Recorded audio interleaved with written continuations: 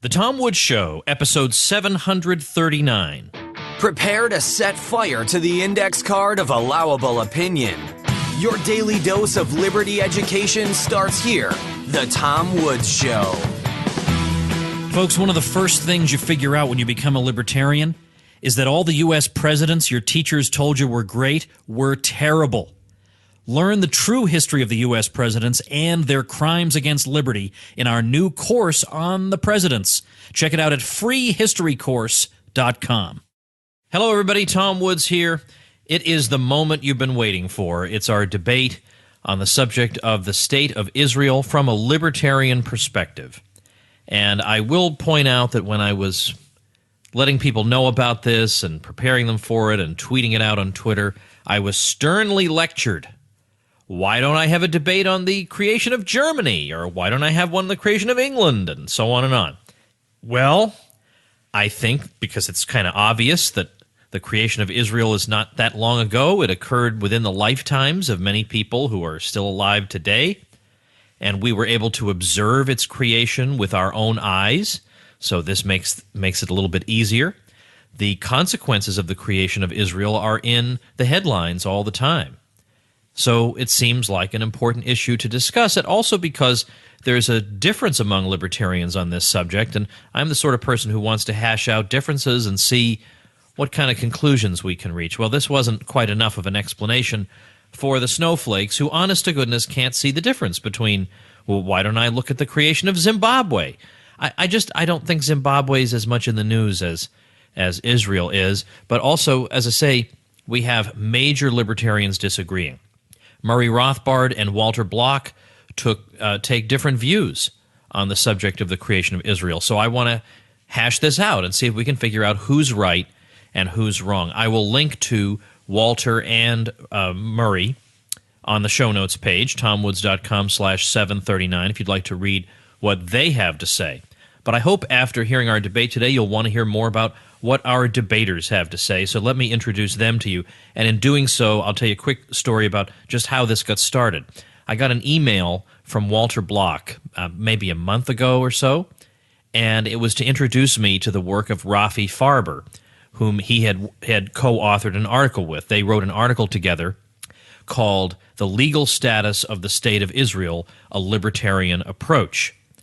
And Walter said, I can vouch for Rafi, because Walter wrote a book in 2012 in defense of Ron Paul and in support of Ron Paul. And he said, even though Rafi's much younger than I am, I had him write the foreword because he had written the best thing on Ron Paul I've ever seen. So I looked at what Rafi had done. He and Walter co-authored this paper. So I thought, well, why don't we come on and, given that Walter disagrees with his mentor, Murray Rothbard, on this, why don't we have a debate on this subject? So I brought on Rafi, who blogs at thejewishlibertarian.com. Rafi's a libertarian activist who's lived in Israel since 2007, and he co-authored this article with Walter. We're going to have a bunch of links from Rafi at tomwoods.com/739. Then we have Jeremy Hammond, who's been on the show before for his book on Ron Paul and Paul Krugman, and who's had better predictions. Jeremy is the founding editor of Foreign Policy Journal, which you can visit at foreignpolicyjournal.com. And for our purposes, it's most significant that he's the author of two books related to this subject. One of them, The Rejection of Palestinian Self-Determination, The Struggle for Palestine and the Roots of the Israeli-Arab Conflict, and more recently, Obstacle to Peace, the U.S. Role in the Israeli-Palestinian Conflict. You can find out about that at obstacletopeace.com. So all this stuff's going to be linked at tomwoods.com/739. So if you really want to get the most out of this, I recommend visiting that page and checking out the resources you'll find there. All right, let me bring these two gentlemen on, and then I'll recite the resolution that's to be debated, and we'll jump right in. Gentlemen, welcome to the show. Thanks, Tom. Thank you for having me. All right, here we go. Now, we're about to debate a very contentious topic, but we're going to do so in a civil way, and we're going to blaze a trail here on the show. We're going to show the world how this is done. The resolution we are debating is as follows. Israel was founded on the basis of legitimate homesteading of land and reclamation of lost Jewish property from previous generations of Jews. Arguing in the affirmative is Rafi Farber, and arguing in the negative is Jeremy Hammond. I've introduced both of these gentlemen to you already, and the way this will work is I've got a stopwatch running in the background. I'm going to give both of our debaters a rough estimate of the time they should be taking for each answer, but unless somebody is wildly off from the time, I'm just going to try to let this flow as naturally as possible. Now, it's customary for the person arguing in the affirmative to go first, and since Rafi is arguing the affirmative, he will give his opening statement first, and I've told each of them they have about 10 minutes. They don't have to take all that, but try not to go beyond that. 10 minutes to set the stage and explain the outlines of their arguments. So, Rafi, take it away. Okay, so my argument is a praxeological deductive argument for the legitimacy of the Jewish state of Israel as a Jewish state. I myself am not a minarchist, I'm an anarchist, so I agree with Jeremy that no state has legitimacy as a state, but if you're a minarchist, then having a monopoly over the Israeli army and courts, etc., is legitimate, just as any other minarchist state would be legitimate if we're going that way. So let's go that way. So here's the praxeological argument. So I would assume Jeremy's argument is similar to the basis of Jeremy's argument that Israel is illegitimate is that there were indigenous Palestinians there, let's call them Muslim and Christian Palestinians, who lived in Palestine. And then the Jews came in 1948 or before that. You know, they stole land and kicked Arabs out of their villages. Not Arabs, let's call them Palestinians, Christian and Muslim Palestinians, and this land is stolen and has to be returned. So all people who call themselves Palestinians deserve their stolen land back, right? And there's no statute of limitations on that. So there's a right of return for all Palestinians. And for example, if there was a village that signed a peace treaty in 1948 with the Israeli Jewish presence there, and that treaty was violated, for example, in Deir Yassin, and the village was overrun and conquered and turned into a neighborhood called Har Nof in Yerushalayim, in Jerusalem. Sorry if I'm going to say things in the Hebrew way because it's just my habit, but I'll translate as I do that. Then that goes back to Jeremy, and that goes back to the Palestinians, and he says that all Palestinians that claim to be Palestinians, or almost all of them, are indigenous to Palestine. Okay, so that's his argument. I assume he agrees, and I will concede entirely. They are all indigenous. They were all here before the Jews came back, and they deserve all the land back that was stolen from them, wherever it was. I'm not a historian. I don't know exactly the history of the war, but I'm sure Jeremy knows it more than me, and all that comes back, right of return, 100%. Now, where does that lead? So you take Christian and Muslim Palestinians, right? So Christian and Muslim all Christians and all Muslims on the entire planet come from some other religion. They're all converts. There's no person who was born Christian or born Muslim without having been converted at some point in the past. Now, the question is, if all Palestinians are indigenous to Palestine, that means they were there before they were converted to Christianity or Islam. That means they were also here, I'm saying here because I'm in Israel right now, before it was even called Palestine. Because before it was called Palestine, it was called Judea. And Judea is where the name Jews come from, because because we're from Judea, so that's where we're Jews, because we're from the tribe of Judah. Now, if the Palestinians were here before it was called Palestine, it was in Judea, then that means they must have converted from Jews. They must all be Jews, if they are indigenous. Because if they are not Jews, they can't be indigenous, because it's during the Roman times, during the Roman Empire, at the turn of the Common Era, during Yeshu's time, or you call him Jesus, the vast, vast majority of Israel, or Judea, was Jews. So therefore, the Palestinians are all Jews, assuming they are indigenous. Now, if they are indigenous, they have a right of return. The only difference between me as a Jew and them as Palestinian and Christian, Muslim and Christian Palestinians, is that I never converted to Christianity or Islam. I remain Jewish. There were a lot of forced conversion when Islam came to Palestine, and maybe some of the Palestinians voluntarily converted. It's fine. It doesn't matter to me. They still get a right of return, but they're all Jews. So how many Jews were there? I mean, according to Roman historian Tacitus, who lived in 56 to 120 CE, you call it AD, I call it CE, there were about 600,000 Jews in Jerusalem. And Josephus says there was about 1.1 million Jews murdered in the first Jewish revolt against the Roman Empire, around 70 when the temple was destroyed. So also there were about 100,000 Jews sold into slavery, according to him, and according to Cassius Dio. And they were used to build the Colosseum, which I'll get to later. Now, about 66 years after that, there was another Jewish revolt, and 580,000 were killed. That was when the Bar Kokhba revolt, when the second Jewish revolt almost took down the entire Roman Empire. A third of the Roman Empire was spent fighting the Jews in Judea, and a general was even called over from the end of the known earth in Britain to lead the campaign, and soldiers were brought from the Danube River. Okay, so there was a vast majority of Jews, and they were all indigenous. And again, therefore, all Palestinian Jews, all Palestinian Muslims and Christians are at root Jews. Now, how do you? So if they are indigenous, therefore they are Jews. They must be, because they can't be anything else, because we were the last indigenous people there. Then, therefore, the Muslims. I propose a name change, nomenclature. We're going to clear up. This is just how I will call them for the sake of my argument. I'm going to call the Palestinians Christian and Muslim Judeans. Okay, so there's Jewish Judeans and there's Christian and Muslim Judeans, and they all have a right of return. The Jewish Judeans have a right of return because we have a very clear cultural memory and cultural and customs of repeating our claim to Judea, Israel, Palestine, whatever the name is. We repeat this claim 3 times a day if we're religious, and every time we eat bread or grain or fruit or wine, every single time we always go back to this claim that this is our homeland and it was stolen from us and we want it back. And most people don't even realize this, but we specifically mention the fall of Beitar, which is the last battle. It's like the Waterloo of our last chance at sovereignty. And we mentioned that the loss of that battle and the supposed miracles. And the miracles were, and this is in the Talmud, it might not be historical, but it's Jewish. It's a Jewish way of keeping the memory alive, that the miracles that happened in Beitar was that the dead bodies in that battle didn't rot, and God gave the bodies the ability to be buried.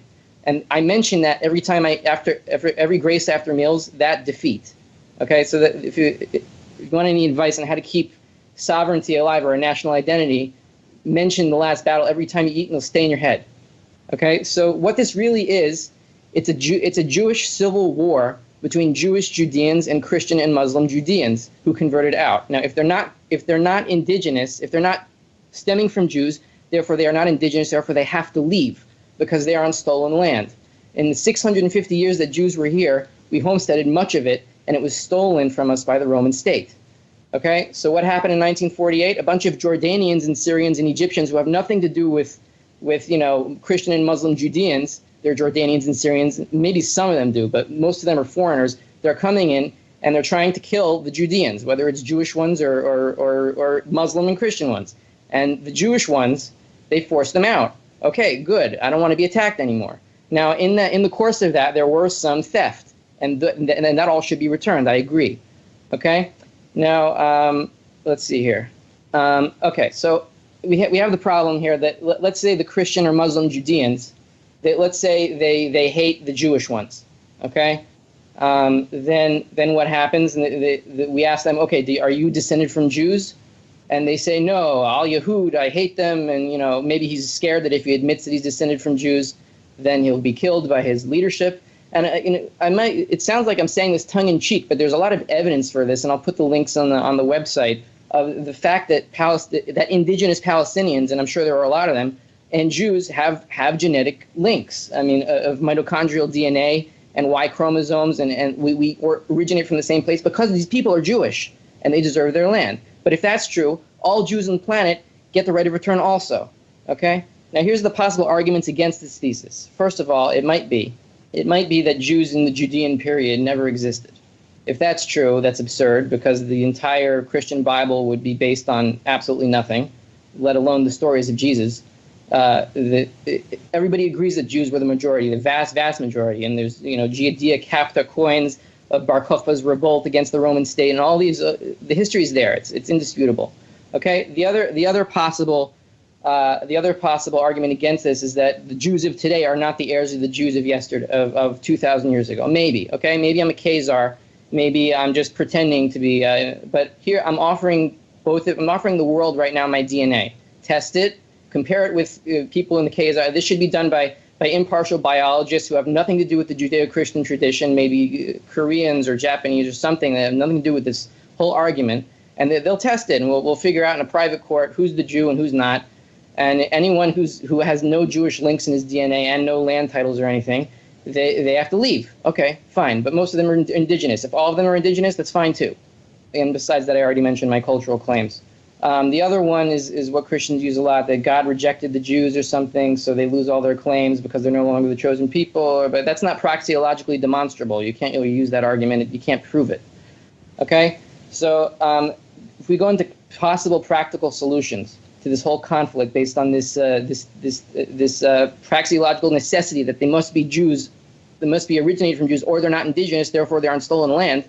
There's 14 million Jews on the planet. There's about 12 million Palestinians, according to the PA, if I'm going to take their numbers at their word, fine. Now, let's say 8 of the 12 million admit and prove Jewish ancestry, and 4 million of them are not. I'm giving them 2/3. But if it's 12 million, it's fine. Okay? So there's 27 million dunams of land in Israel, plus the Palestinian territories, or the Muslim and Christian Judean territories, whatever you want to call them. So we divide that equally up by shares, and then you can buy and sell that in the market. And what will end up happening is the Jewish Judeans, who can prove they're also Jewish ancestry, they'll probably buy all of it up, and it'll be a Jewish majority. But that's a bit complicated. So here's something more simple. So the Colosseum was built by Jewish slave labor, according to Roman historians. Okay, so that goes back to Jews. The Jews, both Muslim and Christian Judeans and Jewish Judeans, should have a right to that Colosseum because we were forced to build it after the destruction of the temple by slave labor. Okay, so personally, I don't want that. I don't want the Colosseum. I don't want anything to do with Rome. I don't even want to step in Rome. I hate Rome. When I see the Arch of Titus, all I want to do is destroy it. And when I see the Colosseum, all I want to do is also grind it into dust and throw it into the Adriatic Sea. Okay, because I really resent the whole building. But I'm sure that the Muslim and Christian Judeans, who we call Palestinians, wouldn't mind having the Colosseum and the rest of Rome. So Italy should give them Rome, and also we should give back any land that was stolen from them. And Italy can help out and bring some of the Muslim and Christian Judeans back to Rome if they want. They can have it as part of a punitive agreement. And also, the last thing we should do is put George Soros and Sheldon Adelson and Mort Zuckerman and all the Jewish billionaires in a room, lock them there together until they come up with about $650 billion, which would be $500,000 for every Palestinian head of family, assuming there's, I did the numbers. It's like, let's say 12 million divided by 6 if the average family is 6 people. They get that money. They get $500,000 to buy up all the homesteaded property, so there's no question of who it belongs to, and then it all goes to Jews, and conflict is solved. That's it. All right, so let's see. 12 minutes, 53 seconds I clocked that in at, so I consider that to be more or less within the range. So, Jeremy, if you'd like to take that time, feel free to do so starting now. Sure. A couple of points I want to touch on based on his comments just now. First of all, the resolution, there's 2 parts to it. One is that Israel was founded on the basis of legitimate homesteading of land. The second part is based on the reclamation of lost Jewish property from previous generations of Jews. So let's go ahead and look at that second part.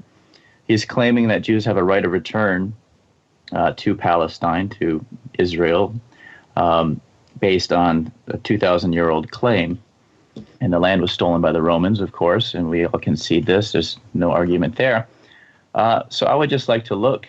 I'm actually not going to present an argument. What I'm going to do is quote from his own paper, and I'm quoting from the paper by Walter Block, Alan Futerman, and Rafi Farber, The Legal Status of the State of Israel, a Libertarian Approach. So here's what they have to say in a footnote. But are there no statutes of limitation? Surely, 2 millennia and counting would more than qualify for any statute of limitations. There is such a thing for the libertarian as a natural statute of limitations. The further back one goes into the past, the more difficult it is to encounter any relevant evidence. Since the burden of proof always rests with he who wishes to overturn extant property rights, the mere passage of time can serve as a natural limitation. And I would submit that this is the case. I agree with that. And as the American King Crane Commission put it, the claim of the Zionists that they have a right to Palestine based on an occupation of 2,000 years ago can hardly be seriously considered, and I also agree with that. Further in the paper, Block et al. Write, first of all, possession is 9/10 of the law. He who now possesses the land is presumed to be the rightful owner of it. It is up to the one who wants the territory but does not now occupy it to make the case for the transfer. And we're looking at the Mandate period, and pre-1948, Arabs were in the majority. They owned most of the land. Well, I should say that they owned more land in every single district than Jews, including in Jaffa, which included Tel Aviv, which is the main Jewish population center. Further, they write, we readily admit that there is no single Jew who can trace his ownership rights over any specific piece of land from 2,000 years ago. And this indeed would be the criterion for transfer of land titles, if we were discussing individual rights. But we are not now doing so. Instead, we are discussing tribes, not individuals.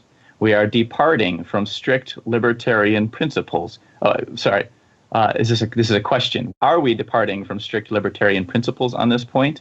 And they go on to write that they aren't. But I submit that they are, because, in fact, earlier in the paper, they criticized, the point of the paper actually is, this is a little bit of context about the paper that they wrote, which was published in a peer-reviewed journal. It was a rejoinder to Murray Rothbard's paper. What was it called? Murray Rothbard had written a paper basically outlining his argument that, the State of Israel, it was illegitimately created and established through the ethnic cleansing of the Arab population. And so Rothy's paper is arguing against that. And one thing that they do in their argument is they accuse Rothbard of adopting a collectivist approach. And so they write, to say that an entire terrain, meaning Palestine, is occupied, and also talking about, quote, Arab land, quoting from Rothbard, is an expression of unwarranted collectivism, and they reject that. In fact, Rothbard did not write Arab land, he wrote Arab lands, plural. So, in fact, that's a straw man argument.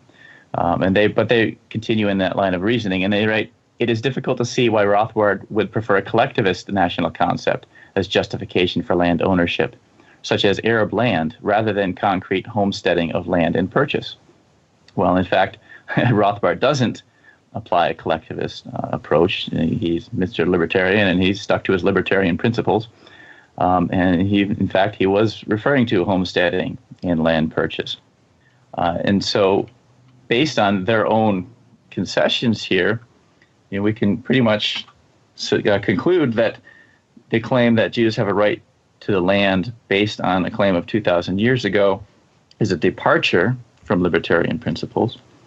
And therefore, it's necessary to look at what occurred in 1948 and the period before the existence of Israel, or the modern Israel, or I should say, because there was once a kingdom of Israel. So we should draw a distinction there.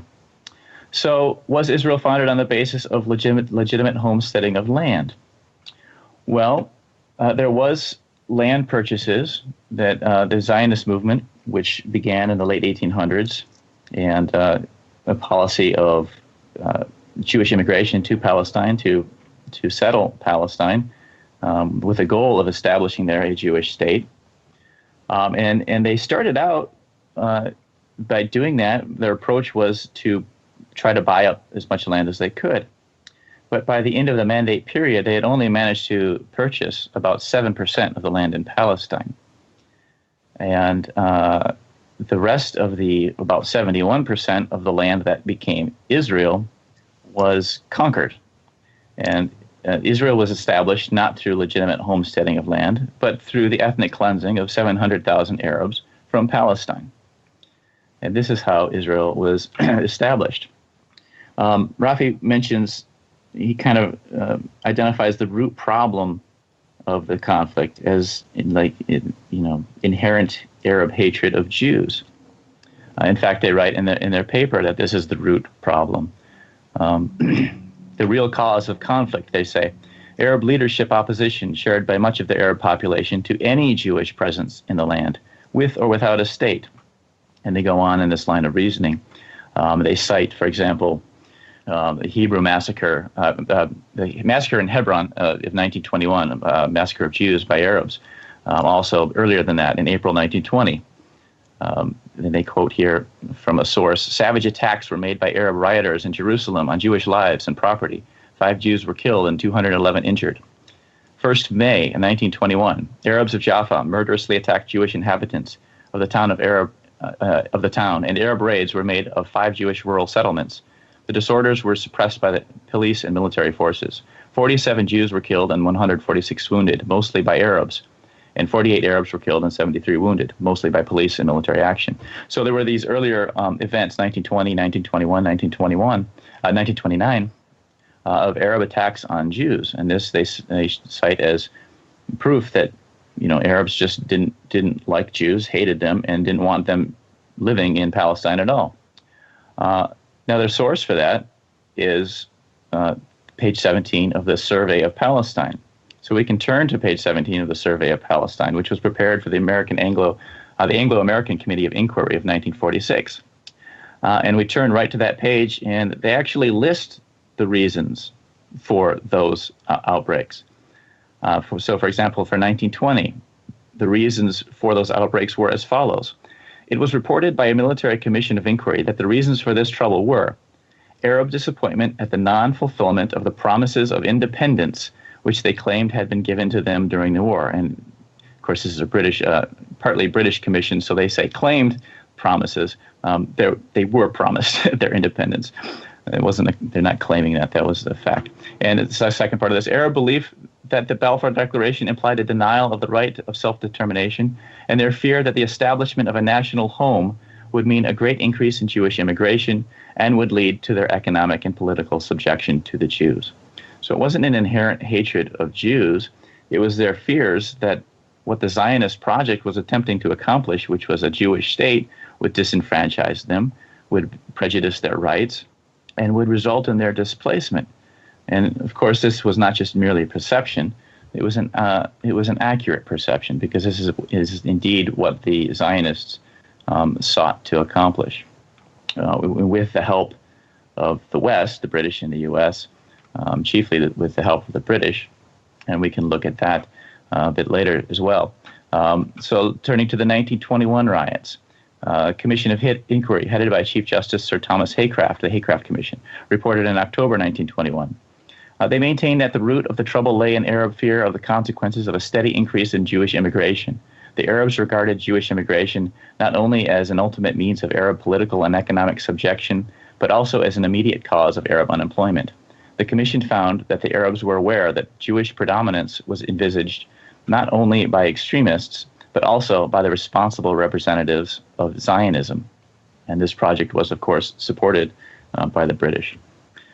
They also concluded, the Haycraft Commission, there is no inherent anti-Semitism in the country, racial or religious.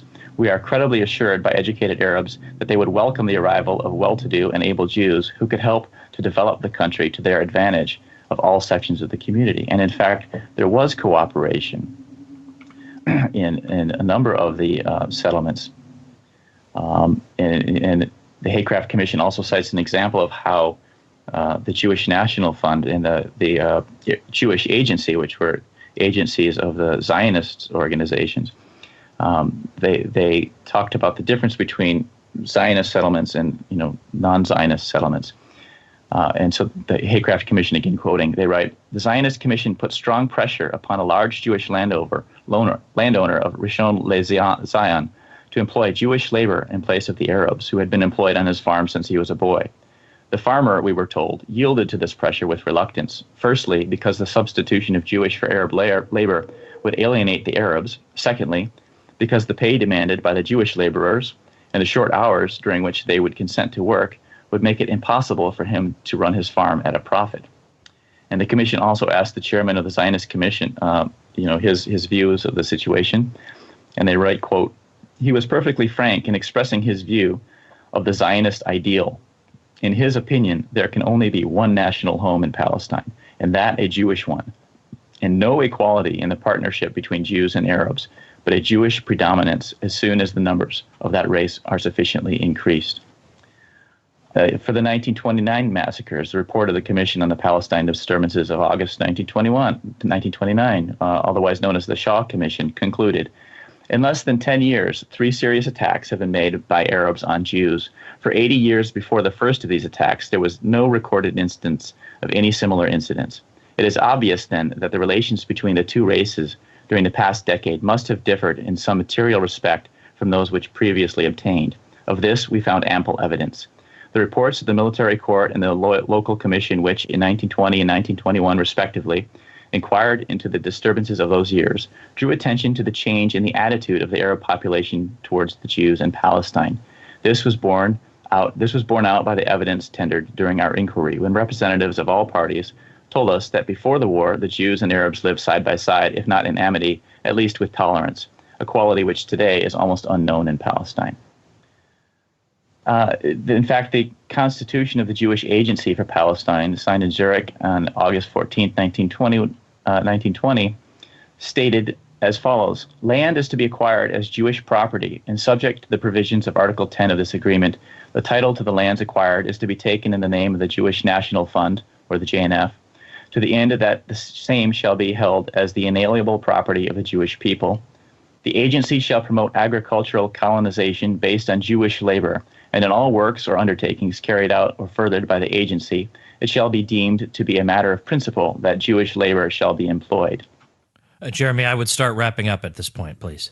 Okay. One last point. So in the Hope Simpson report, the Report on Immigration, Land Settlement, and Development of 1930, they point out that this policy of the JNF results in as follows: "Actually, the result of the purchase of land in Palestine by the Jewish National Fund has been that the land has been extraterritorialized. It ceases to be land from which the Arab can gain any advantage, either now or at any time in the future. Not only can he never hope to lease or to cultivate it, but by the stringent provisions of the lease of the Jewish National Fund, he is deprived forever from employment on that land." And in fact, this kind of settlement did result in the displacement of Arabs.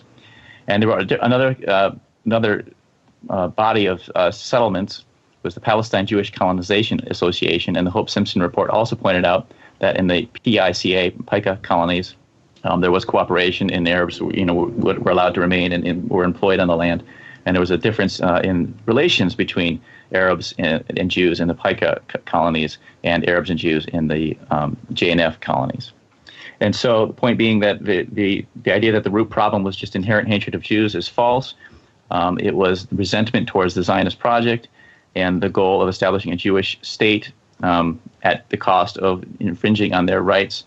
That was the root cause of the problem, and as well as the rejection of their self-determination. All right, thank you, Jeremy. Now what we do is I'm going to give each of you, and again, I want to be flexible here. I'll say, let's try to keep it to a 5-minute rebuttal, and this I'm going to be a little bit tougher on, a 5-minute rebuttal for each of you, and then you'll each get a question, an opportunity to ask the other a question, and we'll do that twice, and then we'll wrap up. So, Rafi, go ahead with your rebuttal, and then Jeremy will get his rebuttal. Yeah, okay. My rebuttal is most of what he said is irrelevant to what I was saying. A bunch of injustices happened back then. The only thing that is substantive to what I was saying is the statute of limitations. Now, I would agree that a statute of limitations is a good general guideline for ignoring claims, because the vast majority of people in the world cannot draw any claims past 2,000 years, except Jews. We can. Why can we? Because we have a very strong cultural memory of repeated customs and genetic evidence. And besides that, we have obvious homesteading evidence. But before I get into what the obvious homesteading evidence is, you said possession is 9/10 of the law. I agree. Possession is 9/10 of the law. All the indigenous Palestinians, which must be Jews, stay in Palestine. Nobody touches them. Nobody bothers them. And if any Jewish Judean bothered them in 1948 or before, then they get their land back. Okay, I concede. You're right. Fine. But you see, statute of limitations, there can't be any natural law number for what a statute of limitations is. Libertarianism is based on natural law, or the idea that men have freedom, men, women, whatever, have freedom, liberty to do what they want, the non-aggression principle. But you can't say, oh, the natural law says 2,000 years is a limitation. It's a good general guideline, except when you have all the evidence that I have, or that Jews have in general. Now, what's the obvious homesteading evidence? And these are nothing. I don't want anything transferred, except for two things. Two things I want transferred, and I want it transferred like now, because I really want them. The first is the Temple Mount, Har Bayit. Muslims or Muslim Judeans or whatever you want to call them, call it Haram al-Sharif. There's very big confusion about that. Well, obviously, the whole platform was built by Herod by donations or taxes from Jewish taxpayers or donors to build the place. Okay, it's in Josephus, and it was built by Jewish priests or Kohanim. Okay, so the Kohanim have markers of their genes that they built the place, and I want it back because the contract was when you built that place that it's going to be used for the Jewish temple. Now, I don't have a problem with a mosque on there. The Al-Aqsa Mosque is nowhere near where the Beit HaMikdash was, where the Jewish temple was. The Jewish temple was where the Dome of the Rock was. So that I want moved. The Al-Aqsa Mosque can stay there, and Muslims are welcome to worship there as long as I'm welcome to worship there too, and however I want. But the property goes to all the Jews, including the Muslims, and the majority shareholders get control of it, just like any corporation. The other thing I want moved, that I want transferred by shares to all the Judeans, the Muslims and the Christians and the Jews, is the Cave of the Patriarchs. Okay, that's in Hebron. That was also obviously built on by Herod, which is donated by taxpayers or donors to build the place or to renovate it. And it's Jews. I mean, Abraham, Isaac, and Jacob are buried there. I don't know if they're actually buried there, but the tradition is they're buried there, and Jews like to pray there, and Muslims like to pray there. So let's all pray there together and just privatize the area in shares, and I want it. Okay, everything else stays where it is, and that's fine. Okay, now there was something that Jeremy said something about land ownership. There was a bunch of land ownership. So I saw on his site. I'll send the link in on the Tom Woods page. All the links resources are going to be. So it says, Table 2, ownership of land in Palestine, share of Jews and Arabs, including other non-Jews, as of 1st April 1943.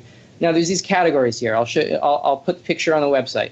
There's urban, citrus, bananas, rural built-on area, plantation, cereal land taxable, cereal land not taxable, and uncultivable. Okay, so the total of Arabs and other non-Jewish ownership is 24,674,455 dunams. And the Jews have only 1 million, so it's 24 million to 1 million Arabs to Jews. But he doesn't show you that the table says that 16,925,805 dunams of this 24.6 million, 70%, is categorized as uncultivable. That cannot be owned. Jeremy is attributing all this land ownership and quoting all these commissions by statists who I don't know what they say. I don't trust any of them, or the UN or any of these commissions that were sent in. It's all irrelevant to me because everybody stays. But you can't own uncultivable land or use that as part of your argument because it's just owned by fiat or by what the government of the time says. That's not libertarian. It has nothing to do with it. Is my time up? I was going to let you. Yeah, you have about another minute if you'd like to use it. Oh, okay. So he talks about ethnic cleansing. Right, so maybe there was ethnic. He says that was the goal. I mean, this is all irrelevant to my argument, but I'm just arguing the historical perspective anyway. Let's say the goal of the Zionist enterprise was to ethnically cleanse all the other non-Jews there. Okay, so first of all, we have the evidence of the Declaration of the State of Israel, where Ben Gurion explicitly says, "We appeal in the very midst of the onslaught launched against us for months now to the Arabs of the State of Israel to preserve peace and participate in the upbuilding of the state, based on full and equal citizenship and due representation in all its provisional and permanent institutions, and we extend our hand to all neighboring states, etc., etc." Now, maybe Ben Gurion was lying because he was a head of state and he was a bad person, and I agree with that. And maybe he was trying to trap all the Arabs in the state of Israel so he could kill them later. Maybe that's certainly possible, but there's a problem because there are no Jews in any other Arab state, any significant population, because they were all expelled from every single Arab state in 1948. With their properties confiscated. Okay, maybe some of them left voluntarily, but most of them were expelled. Now, if we wanted to ethnically cleanse all of the non-Jews, wouldn't we have done so after 1967? Everyone was cheering us on to win this war. And, Rothbard mentions it in the article. Wow, they're cheering. How could they be cheering? That's warmongering. But they were cheering. Everyone was for it. Everyone liked the Jews' victory, for good or for bad. I'm not judging that. I don't need anybody's cheerleading. But we could have just expelled everybody and just really ethnically cleansed the area. There would be zero non-Jewish Judeans there, and that didn't happen. And so you're calling the only Middle Eastern country with an equal representation in terms of population of Jews and non-Jews is Israel. The rest are ethnically cleansed. But the ethnically cleansing you're telling me is Israel. It doesn't make any sense based on what I can actually see. Okay, Jeremy, time for your 5 minutes. Okay, well, he's describing what I just discussed about, pre-1948 period as irrelevant, but it's only irrelevant assuming the legitimacy of the argument that Jews have a right to Palestine based on the claim of 2,000 years ago. And I think I've already shown from their own paper that claim can't really be taken seriously and is a departure from libertarian principles. And there's no if when it comes to ethnic cleansing of Palestine. Israel was established through the ethnic cleansing of most of the Arab population. This is not a hypothetical. It's not an if. He says, well, if this is what the Zionists, the Jews, wanted, they could have done so in 1967. Well, I would submit that wasn't politically feasible, although there was additional expulsions in 1967, just as there was in 1948. He quotes David Ben-Gurion, expressing benevolent intent, but I can quote some other quotes from Ben-Gurion showing that he didn't have quite such a benevolent intent. So, for example, June 1938, he said, "My approach to the solution of the question of the Arabs in the Jewish state is their transfer to Arab countries." He told the Jewish Agency executive, "I am for compulsory transfer. I do not see anything immoral in it," and compulsory transfer is his euphemism for ethnic cleansing. And there's similar quotes from other Arab leaders. Ben-Gurion said, "It is better to expel them than for Arabs to become citizens of the proposed Jewish state." And in fact, during the 1948 war, on March 10th, 1948, the Jewish leadership under David Ben-Gurion adopted what they called Plan D, which was essentially the outline for how their operations were going to be carried forward from that point forward, and it effectively made official policies that had already been implemented. So brigade commanders were to use their own discretion in mounting operations against what they called enemy population centers, meaning Arab villages, by choosing between the following options: quote, "Destruction of villages, setting fire to, blowing up, and planting mines in the debris, especially those population centers which are difficult to control continuously. Mounting combing and control operations according to the following guidelines: encirclement of the village and conducting a search inside it. In the event of resistance, the armed force must be wiped out, and the population must be expelled outside the borders of the state." So, this idea that, Rafi uses the word if, there was an intent to ethnically cleanse, then such and such would happen. Well, this is just it's a fallacy. There is no if. We know Palestine was ethnically cleansed, and he's kind of saying this is irrelevant. And in fact, in the paper, they explicitly argue that, although they deny the ethnic cleansing in their paper, they explicitly say that, even if that was how Israel was established, it would still be legitimate based on the claim of 2,000 years ago. And I would submit that that's not legitimate, and I would submit that that's completely incompatible with the non-aggression principle that libertarians adhere to. And I don't see any way to reconcile this attempted justification for ethnic cleansing with libertarianism and its fundamental principles. Okay, Jeremy, your statement is finished? Yes. Okay, so now what we're going to do is the fun question and answer period. Rafi, you get to ask Jeremy a question, and Jeremy, I would ask you to keep your answer to between 2 and 3 minutes, just in the interest of time. Okay. Jeremy, I'm going to try to take us out of this arguing what happened in history and try to come up with some kind of resolution. Okay. My question is, what do you think my resolution for this, let's get all the Jewish billionaires in a room, and have them come up with as much money as they can to give every non-Jewish family in Palestine $500,000 to leave, with Canada or Europe or whatever taking all the people, and they have $500,000 in their pocket, and end of story.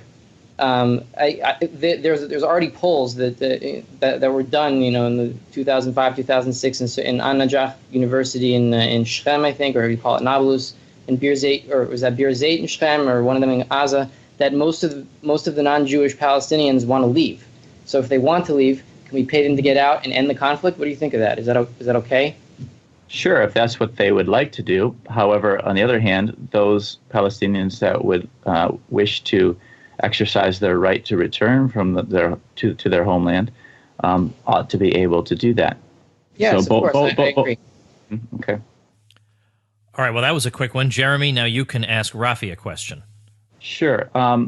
You mentioned at the beginning, you conceded that Palestinians did have land stolen from them, and they deserve that land back. I'm curious, however, how you kind of define that, or which land are you referring to as land that was stolen? Because this just isn't clear to me. You've referred to the West Bank as Samaria and Judea, and this is kind of the Zionist way of expressing the view that the West Bank belongs to Israel. So I'm just unclear on what land you think was stolen from them. Again, with reference to the 7% that was legally acquired before the establishment of Israel. So which land are you referring to that was stolen? How do you define that? Okay, I would define that as any clearly homesteaded land, and I wouldn't say you build a fence around some area and say, oh, that's mine. Or definitely in this table it says uncultivable land of 16.9 million dunams. None of that is stolen. I would say also that I don't call Judea and Samaria because I'm trying to be an apologist for the government of Israel. I hate the government of Israel. I want them to go away. I don't like them. Okay? The interest of any government, whether it's the PA or Israel, is to always perpetuate conflict, because the only reason to solve conflict would be if you're concerned about your capital stock, because you want to end conflict so you can build capital. But governments don't need to build capital because they can just steal it. So I'm not an apologist for the Israeli government. Believe me, I probably hate them more than you. Now, what you call the West Bank, what I call Judea and Samaria, because it's my history, because it's called Judea, because that is my history. I mean, it's not like something I just made up. Meaning my cultural links to this are as strong as a rock. I cry over these things, and when I pray to God every single day, nobody but Jews has. Ask me about the Jewish leadership of that period of time. I know their names. I know their positions. I know what they wore. I know what kind of shoes they wore. I know what they said. I know so much about them, and I feel like I know them, and I could talk with them in their original language. All this, the statute of limitations, it doesn't apply to here because I have such strong claims, and so do all other Jews. Now, about the West Bank, unhomesteaded land in the West Bank or Judea and Samaria doesn't belong to anybody. I used to live in Samaria. I lived in a place called Karnei Shomron. I don't live there anymore. I moved last month. I live in the Golan now. I mean, if you want to give us that back to somebody, who are we going to give it to? ISIS? I don't think you want that. You'd rather have Jews here than them. So the unhomesteaded land in the West Bank doesn't belong to anybody. So Jewish settlements that live here, that exist there, are totally legitimate. But yes, the occupation should end. There should be no government army of either kind in the West Bank, and there should be private police, or if you're a minarchist, the government police shared by Palestinians, Jews, whatever. I don't know exactly what should be, but whenever there was a treaty in 1948 between an Arab village and the Israeli government back then, or the baby Jewish government or whatever it was, that was violated, and these Arab villages were invaded, and they weren't evacuated on their own, and they weren't shooting at Jewish settlements, then if Etzel or Lehi or whatever was comprised of the IDF back then invaded it and killed people and took the land, yes, that is Arab. That is non-Jewish Palestinian land, or Muslim Christian Judean land, and it should be returned. provided that they submit to a genetic test that they are descended from Jews. Otherwise, they can't stay because it's stolen from us. Because there is no statute of limitations. There in general is, but in this specific case, there is not. So yeah, if you want to go through history with me, and we can, or not with me, but with an impartial judge, what was considered based on libertarian homesteading theory, what was considered non-Jewish Judean land, then I'll submit to that that judge arbitration or whatever it is. I don't know because I'm not a historian. All right, let's see. So now, Rafi, if you would like to ask a second question, now is your chance. My second question to Jeremy is, in 2005, the Israeli army, headed by the very evil Israeli government, went into Gaza, as you call Gaza, and expelled forcibly about 10,000 Jews from their homes and kicked them out, and there was a bunch of suicides and destroyed families, and it was called Gush Katif. Okay, that was the Jewish settlements in Gaza, and they weren't stolen from anybody. They were there way before 1948. Okay, is that legitimate? Is the Israeli government kicking out Jews from their homes legitimate? Absolutely not. Not if they were there prior.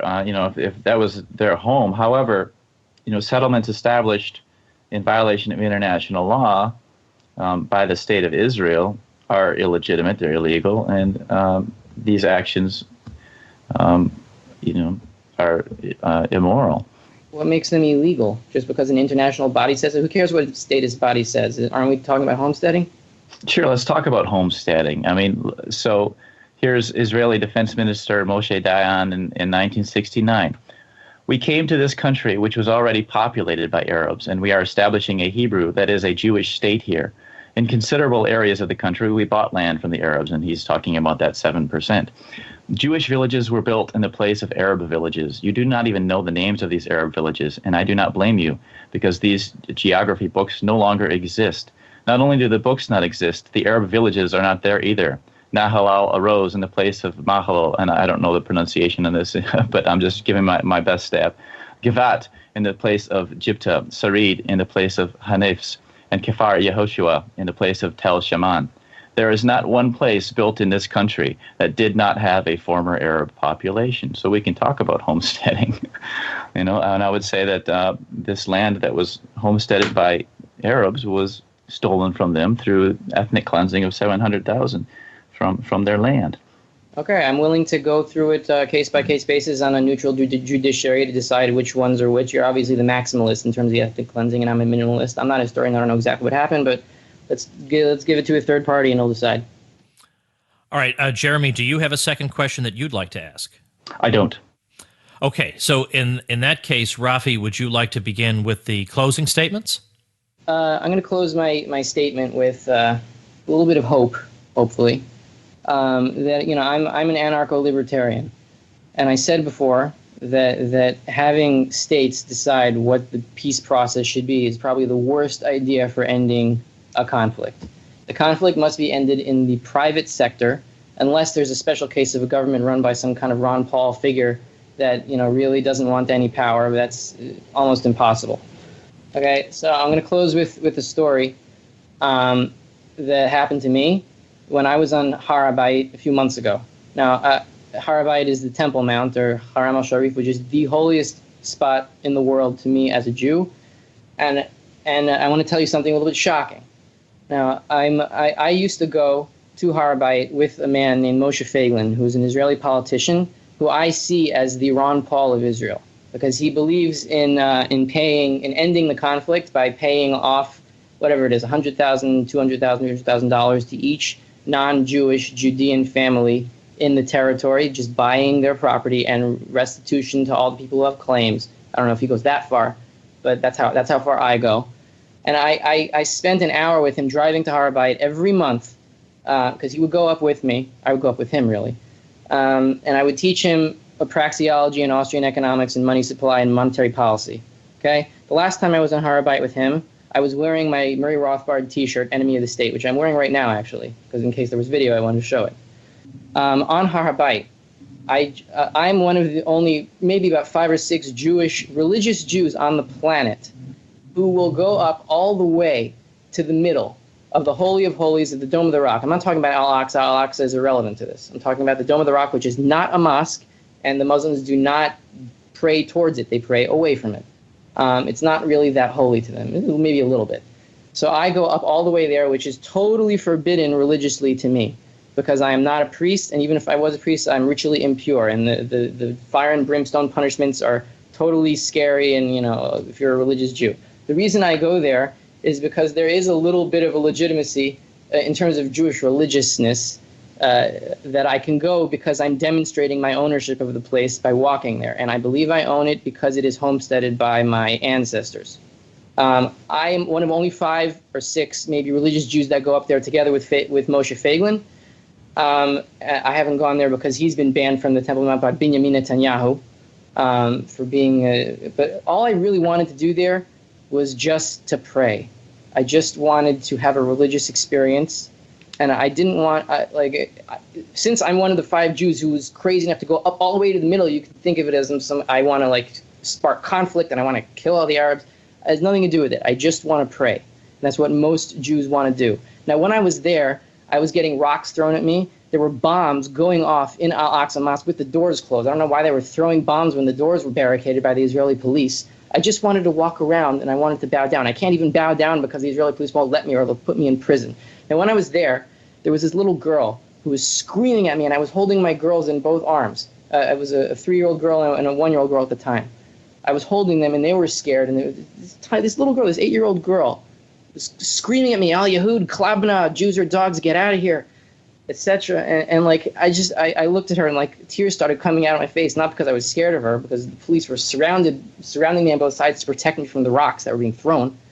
And I looked at her, I looked her in the eye, and I went, just like a kid would do to another kid, nanny nanny boo boo. And you know what she did? She giggled. For about 3 seconds, she giggled.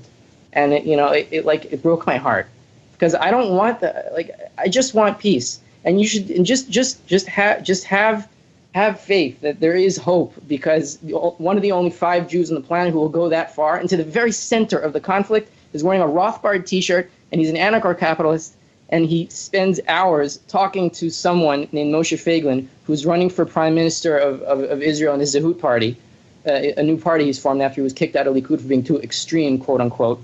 That I am there with that T-shirt teaching Austrian economics to him, to fix monetary supply and end this conflict. That's what I want.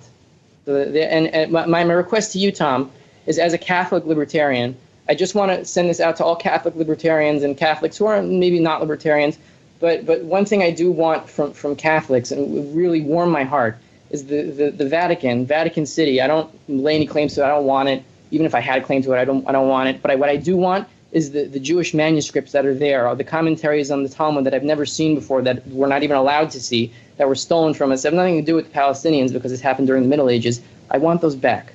You don't even have to give it to the Israeli state. You can give it to Yeshiva University or Jewish Theological Seminary or Hebrew Union College.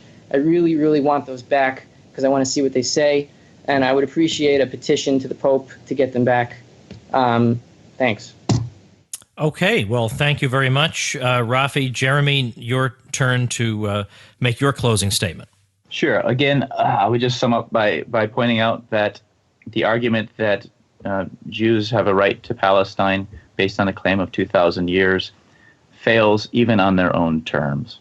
Again, possession is 9/10 of the law, and the Zionists failed to make the case that they were the rightful owners of the land. Again, there's a statute of limitation by their own admission, namely the passage of time.